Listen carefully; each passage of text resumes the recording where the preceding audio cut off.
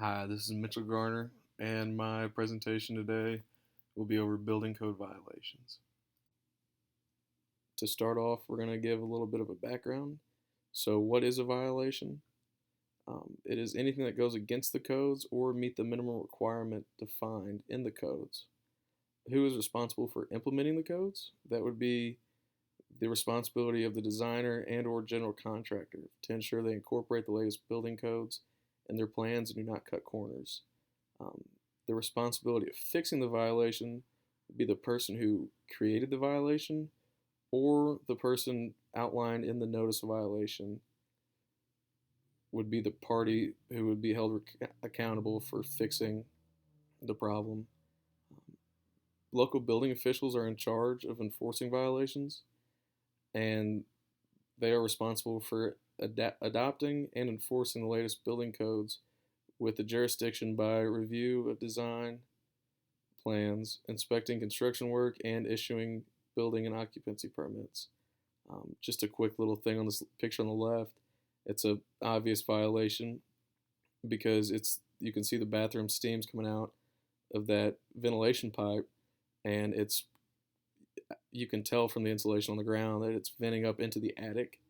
And the proper way by code is to vent it out of the house, whether that be the ceiling the or the roof or the wall on the exterior.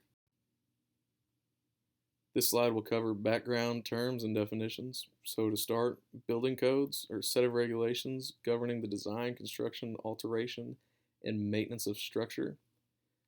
They also specify the minimum requirements to adequately safeguard the health, safety, and welfare of building occupants. A notice of violation, it is an order on the person responsible for the erection, construction, alteration, extension, repair, moving, removal, demolition, or occupancy of a building or structure in violation of the provisions of the code. And that lays out the description of the violations in the notice. It also adds in the required repairs and modifications to bring it up to code, the corrective work that must be done, whether you need permits, and the time frame for filling the permits out and completing all the permitted work. Um, Building officials is an individual who is designated by the jurisdiction as a person who administers and enforces the IBC. And finally, the stop work order is a legal device used in the construction industry to suspend work until a decision or agreement between the contracted parties has been released.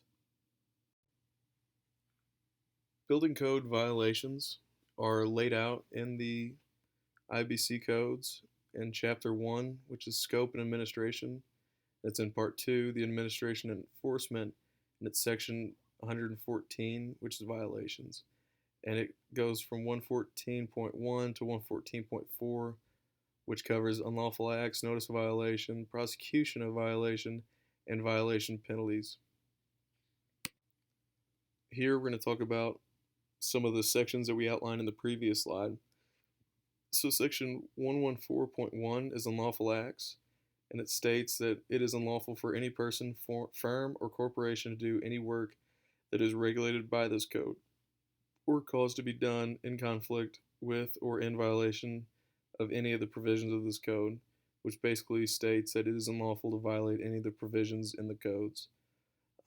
For 114.2 is notice of violation, and it states building officials can serve a notice of violation or order on the person responsible for construction or occupancy of a building in violation of the codes or in violation of a permit or certificate issued under the provisions of the codes, which basically states that building officials are allowed to give out notice of violations and gives them the power to do so.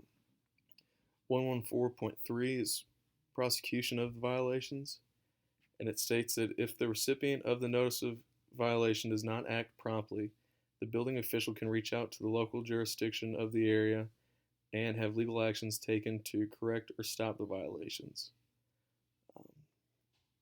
114.4 is violation penalties, And it states that if one violates or fails to comply with the codes or fails to have the proper documentation for the task, they will face legal consequences that are decided by the law, which pretty much sums up if you violate the codes, you shall be subject to penalties.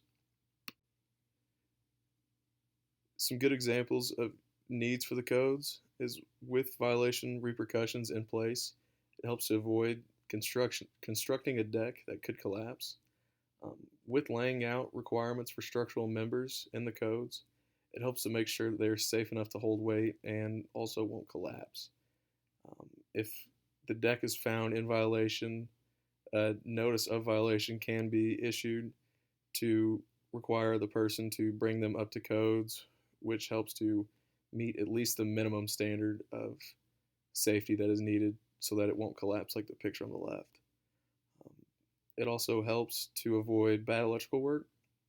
Um, with having the electrical components kind of laid out in the codes, um, the builder is required to make sure that they have the work done the right way so that it can be safe to use and won't cause harm, and also not go against the codes. If you have bad electrical work, it can cause a house fire, electrical shock, all kinds of stuff, and the codes are there to help prevent that. Um, and it also helps to avoid using harmful materials. If a building is found to have harmful materials like, say, asbestos or lead, or some other material that's lesser known to the public, or even somebody on the job, um, the job could be shut down and have the materials safely be removed so that no further harm is caused. Um, in some countries, they don't have the codes like we do, and they still use asbestos and other materials like that, which have been proven to cause harm. And the codes that we have help to prevent us using that. Some kind of drawbacks to the violations being laid out would be if like a new edition of the IBC codes are released. And what that would do is it, like if you have an older house, a freshly built house, or a building that's under construction currently, um, they'd be impacted by the updated IBC code requirements because they may have been built to the code at the time, but when the new versions come out, their houses or buildings may be in violation of a major code requirement and would have to be brought up to code in certain circumstances, which, if they had to be brought up to code to meet those new requirements, it could be costly renovations to do so, and it could cause a notice of violation to be formed due to codes not being followed, which could result in legal action. Um, Another kind of drawback to the thing, or to the violations, is that the building officials are retiring. Many of the current building officials are about to retire, and there aren't many of them being replaced. It's not really a job that's highly sought after, and most people really don't even know it's a thing. So, not many people are going into the field. And this causes problems because in some areas they will either be without a building inspector or will have someone who is unqualified to do the job, which could result in major problems being overlooked. Like if they didn't know too much about the electrical work, then something like that could be overlooked and problems could be had. Um, Here, kind of a reason to keep the codes would be to make sure that all new buildings are safe. With the codes, they make sure that new buildings are meeting the minimum requirements that are known to be safe, and that helps to give kind of a peace of mind to the people that are in it and working on it and being around it. Another thing is that with the violations being able to be punished, or the yeah, with the violations being able to be punishable, um, you can have a universal standard for how to construct and do things. Um, what this does is everybody then has to follow and meet these, so they aren't meet these codes, so they aren't in violation of them, which makes it to where the East Coast and the West Coast follows the same thing, same code requirements, so that if a company out of Massachusetts is working out in California, then the codes are pretty similar besides the local code requirements and all that stuff. If you didn't have the punishments laid out in the violations, more buildings would have faults due to not having to follow code, And what I mean by that is there would be more buildings that would possibly collapse or have unsafe part components about them, maybe not enough exits and stuff, and that would be something that contractors wouldn't have to follow because then at that point the codes would just be almost recommendations. Another thing would be unexperienced people have guidelines now. With unexperienced people wouldn't have guidelines on how to do things, meaning that if, say for instance, they were just recommendations, these codes were, then people could just slap together whatever they wanted and it wouldn't be necessarily the safest building in the world.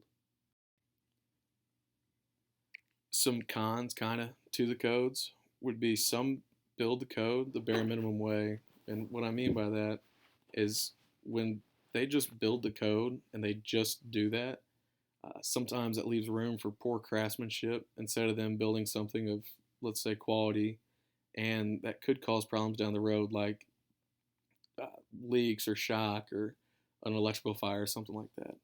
Another problem with it would be project delays.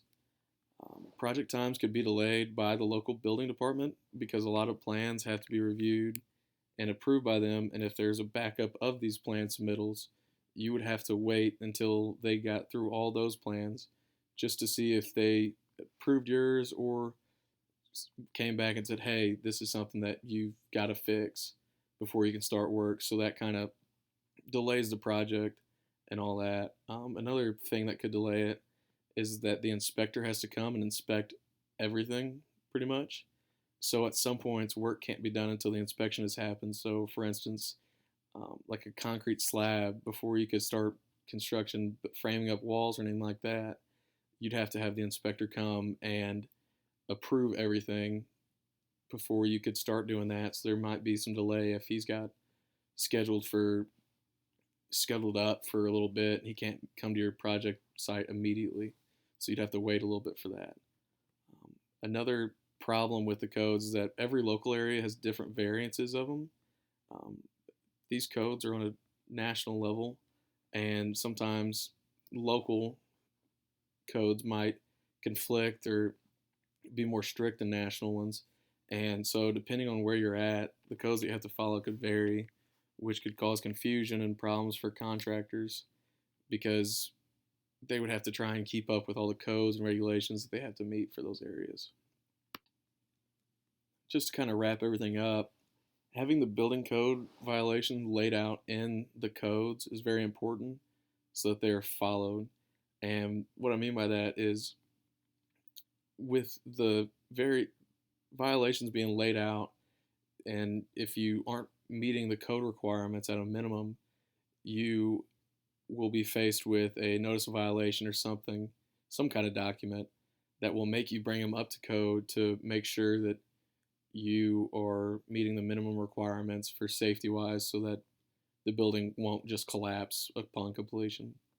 Um, Another thing is without the violations, people would be free to build anything they want, which could be a major safety hazard, which if there weren't the violations laid out, the codes would just be kind of like a recommendation almost, and would be to the point where people could pretty much build whatever they want and not have to follow any safety things, which would cause a lot more building collapses and earthquakes, building collapses, and stuff like that would happen, or even a fire, which could cause major safety risk. And lastly, they help to regulate on a nationwide level building requirements, which, like I said earlier, the East Coast and West Coast, even though they're hundreds of miles apart, they follow pretty much the same thing and keep everything really close to similar. So that's it.